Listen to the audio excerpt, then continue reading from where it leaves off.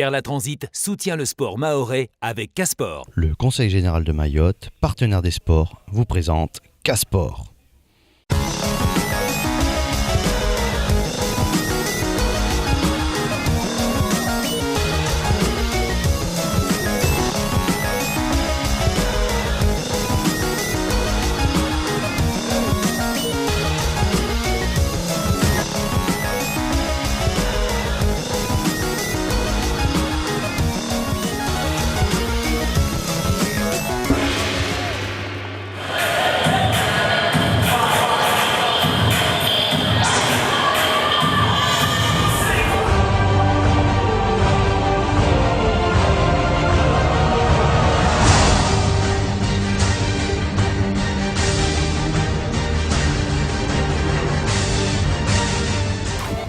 Ça fait plaisir parce qu'en fait je m'y attendais pas, j'ai pas bossé dessus et aujourd'hui j'ai réalisé quelque chose que j'ai jamais imaginé, donc je suis content.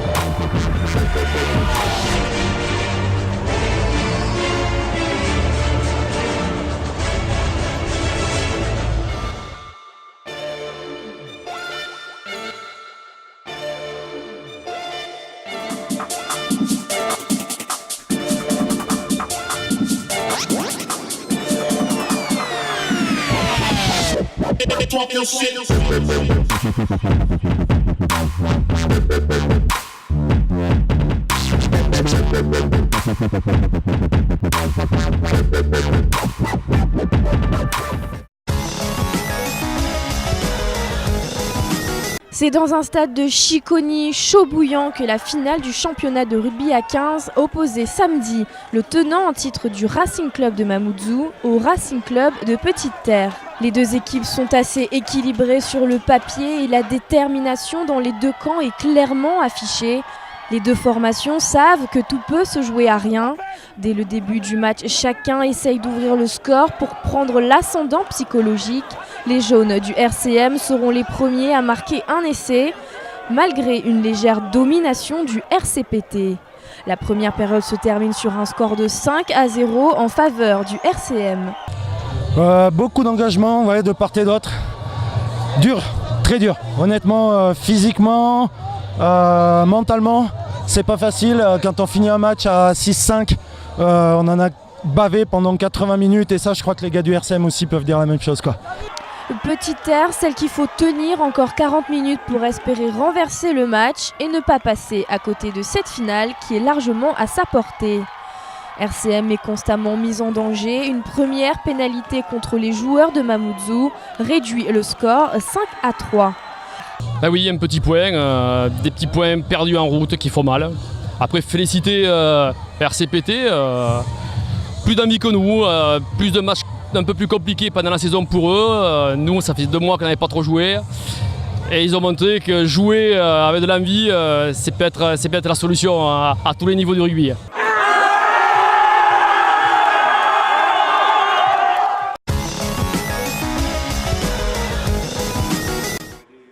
Dans le cadre du dispositif Jeunes Talents Mahorais de la DJSCS, la Ligue de basket mahoraise organisait la semaine dernière des détections auprès des jeunes joueurs et joueuses licenciés. 3 secteurs ont été visités, Chiconi, l'Abattoir et Cavani. À chacune de ces visites à Mayotte, le CTR en charge de repérer les jeunes talents français dans l'océan Indien confirme que Mayotte regorge de pépites à l'état brut qu'il faut pouvoir accompagner.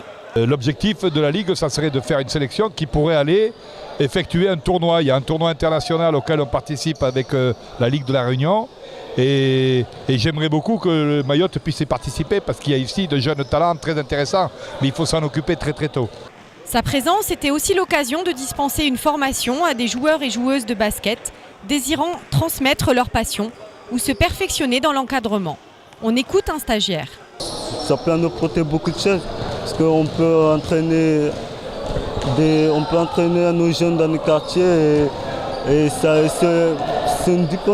un diplôme auquel aussi on peut pourquoi pas être un prof de PS plus tard. Une visite de plus qui n'est jamais pour rien.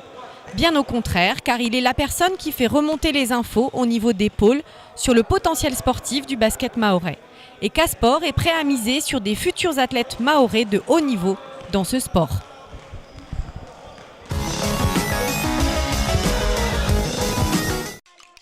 Janine Hassani Issouf de Rio à Amjago, première sportive française originaire de Mayotte à prendre part aux Jeux Olympiques. Janine a été accueillie comme il se doit samedi à Bamandi puis place de la République à Mamoudzou pour finir cette journée d'accueil populaire à Amjago.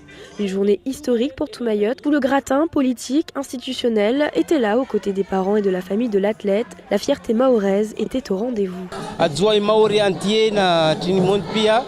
Ça fait Comme Irachidine ou d'autres athlètes d'origine mahoraise formés en métropole, Janine insiste sur son envie de venir partager son chemin sportif après les JO de Rio avec la population mahoraise afin de montrer l'exemple.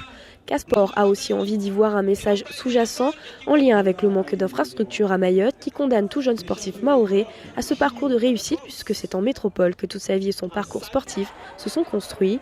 En attendant, la jeune Janine a encore beaucoup d'ambition et de projets. Déjà, ma saison ne s'arrête pas aux Jeux. Il y a une longue saison qui m'attend l'année prochaine, dont les championnats d'Europe en salle et les championnats du monde à Londres. Ensuite, j'espère faire plein d'autres championnats pour agrandir mon palmarès et ensuite refaire les prochains Jeux en 2020. Mayotte regorge de talents sportifs dans de nombreuses disciplines et pour l'heure, ce sont principalement des jeunes mahorais vivant en métropole qui le prouvent. Espérons que les politiques et institutionnels présents à ce chaleureux et émouvant accueil de Janine sur les terres mahoraises feront avancer rapidement la politique sportive locale.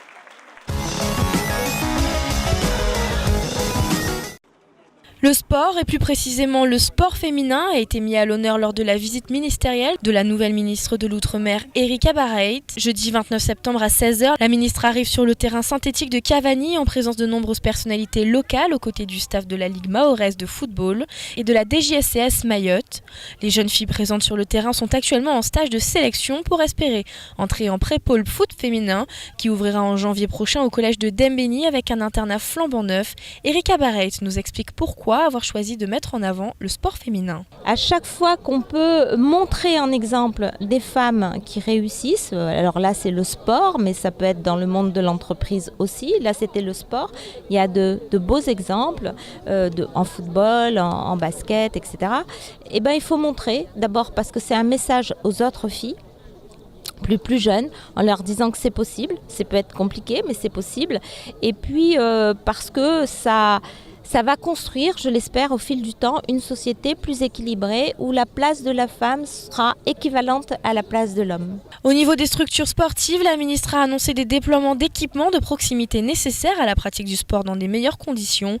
On l'écoute au micro de Casport. Nous, on intervient quand on lance des projets particuliers. Et là, par exemple, nous avons lancé avec mon ministère, avec le ministère de Patrick Caner, une vague, si on peut dire, d'investissement autour de l'équipement sportif de proximité. Donc là, on débloque cet appel à projet. Donc il faut que le territoire nous propose des choses à faire. Les sourires et le positivisme étaient au rendez-vous sur le stade synthétique de Cavani ce jour-là. Mais ce week-end, ce sont des terrains poussiéreux ou des plateaux vétustes sans vestiaire pour la plupart qui attendaient tous nos sportifs et sportives en attendant mieux.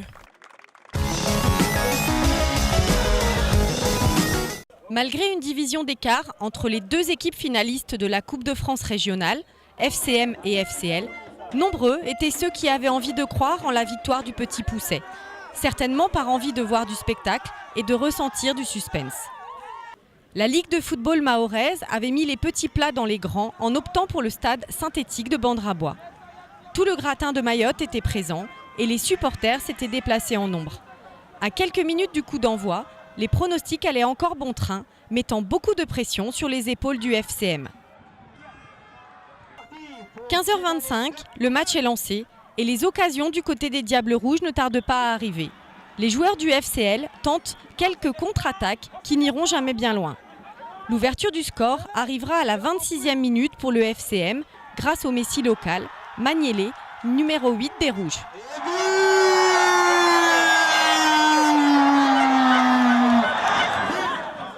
Puis, à la 44e minute, une erreur du gardien de l'abattoir offre au FCM le deuxième but, marqué par Marius, juste avant la mi-temps.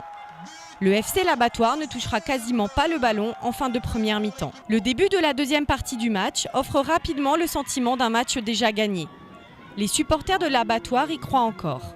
Mais le troisième but du FCM à la 60e minute du match marqué par Johnny, va faire perdre tout espoir aux petits terriens qui n'ont jamais réussi à conserver le ballon pour espérer construire leur jeu. On a gagné! C'est la 6e! Alors, il faut que les gens sachent que l'histoire de football mahorais s'écrira avec FCM.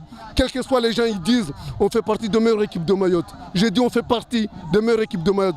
Parce qu'il y a toujours des gens, ils ne sont pas contents. Mais il faut qu'ils sachent très bien que ce n'est pas on descend, je ne sais pas où pour faire une équipe. C'est des années de travail. 1 et 2 et 3-0, c'est le sort que le FCM a réservé au FCL. Les Rouges de Mtsapéré repartent dans leur village avec la coupe sous les bras et surtout la qualification pour le 7e tour de la Coupe de France.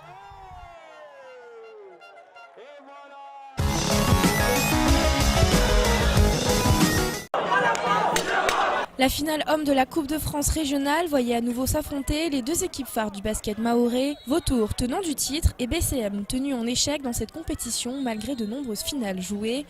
Le public est venu voir du spectacle et les supporters savent que le match sera serré.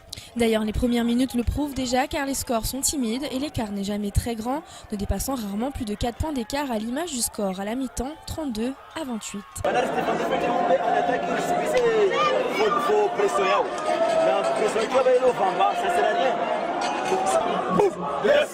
La seconde partie laisse tout le champ libre aux deux équipes pour la victoire. Le suspense est à son comble, les défenses sont solides des deux côtés, de plus en plus de fautes sont sifflées. Du côté des Rouges, les lancers francs ont du mal à rentrer, laissant Vautour légèrement en tête en fin de troisième quart-temps, 49 à 44. BCM n'a pas dit son dernier mot et à 1 minute de la fin du match, les Diables Rouges reviennent au score. Puis dans les 50 dernières secondes, les 6 derniers points du match seront pour les Mtsapérois, leur offrant pour la première fois la victoire en Coupe de France régionale 60 à 66. C'est un grand plaisir et bonheur d'avoir mettre cette coupe à BCM parce que c'est le seul titre que BCM ils n'ont jamais eu et justement le président m'avait recruté pour cette fameuse Coupe de France et voilà aujourd'hui, bravo à mes joueurs, ils l'ont fait, ils l'ont gagné. Tout le clan des Rouges explose de joie et Casport tient à souligner l'excellente prestation de jeunes joueurs sur qui BCM a misé et qui laisse imaginer le potentiel à venir du basket mahorais. Les arts martiaux et les sports de combat sont en plein développement à Mayotte. 3 clubs de karaté et 5 clubs de boxe affiliés sont actuellement effectifs et de nombreux autres clubs sont en cours d'affiliation. Avec plus de 300 licenciés pour le comité départemental de Mayotte de karaté et disciplines associées et plus de 600 pratiquants à la boxe, dont la ligue départementale est en cours de création. Ces nouveaux dispositifs sportifs créent l'engouement, comme l'explique Tostao de l'école de karaté de Mamoudzou. Il y a 3 ans, on était à peu près une trentaine de licenciés. Et l'année dernière, on a terminé presque plus d'une centaine de licenciés. Donc aujourd'hui, on renforce notre association, surtout par des activités telles qu'on va faire des interclubs, c'est-à-dire des compétitions pour les jeunes. Et puis après, par rapport au comité départemental, il va y avoir aussi des sorties des meilleurs jeunes, en tout cas de Lille, pour soit le championnat de France, soit le championnat de la Réunion. Les gens se croient violents, ils vont se faire calmer tout de suite à la boxe. Il y a des gens qui ont du niveau et qui vont leur faire comprendre qu'on n'est pas là pour ça. Ça peut être un sport loisir, c'est un sport détente où on se défoule, certes, on se tape dessus, mais comme on voit, c'est pas très fort et c'est plus de la touche plutôt que de la... On se cogne pas dessus non plus, quoi. Les arts martiaux, tout comme les sports de combat, ont donc de beaux jours devant eux à Mayotte et Casport suivra l'évolution de ces disciplines avec attention.